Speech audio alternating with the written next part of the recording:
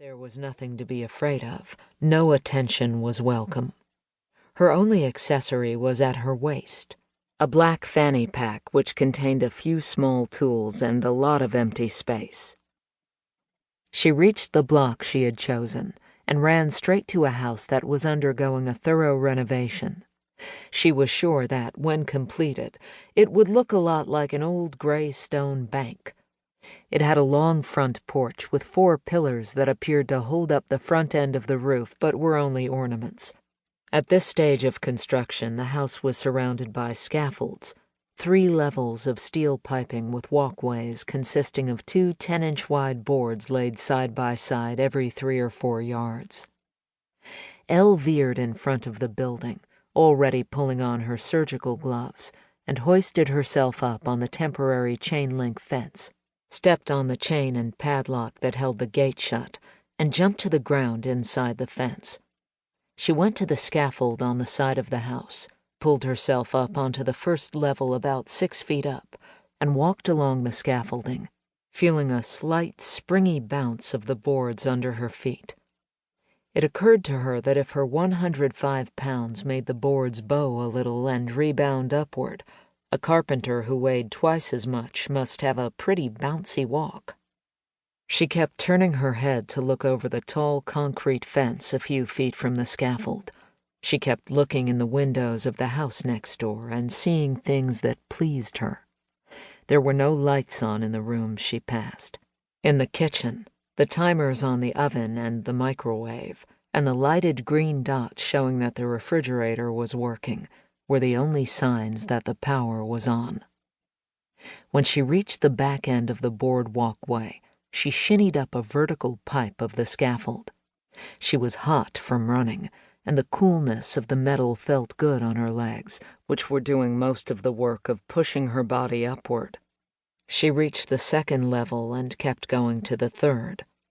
The top level of the scaffold jutted about 2 feet above the eaves of the house, so she had an unobstructed view of this side of the peaked roof, a bit of the terrain beyond, and the tree canopy that shaded the quiet street for a distance on both sides.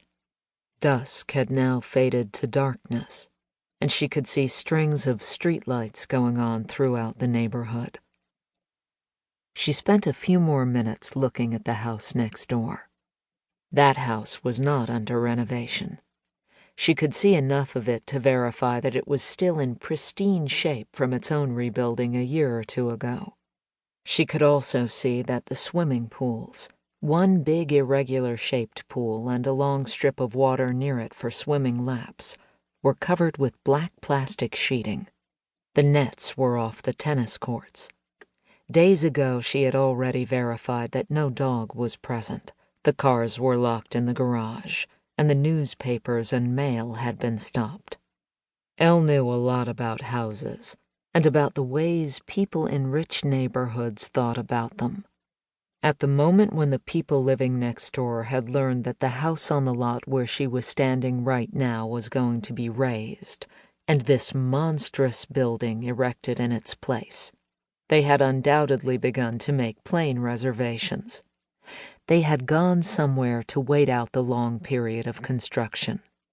If they were rich enough to afford a massive house in Bel Air, they didn't have to sit in it and listen to the sounds of bulldozers, saws, cement trucks, nail guns, and foremen shouting at their crews in Spanish. They had, as rich people could do, sidestepped the unpleasantness.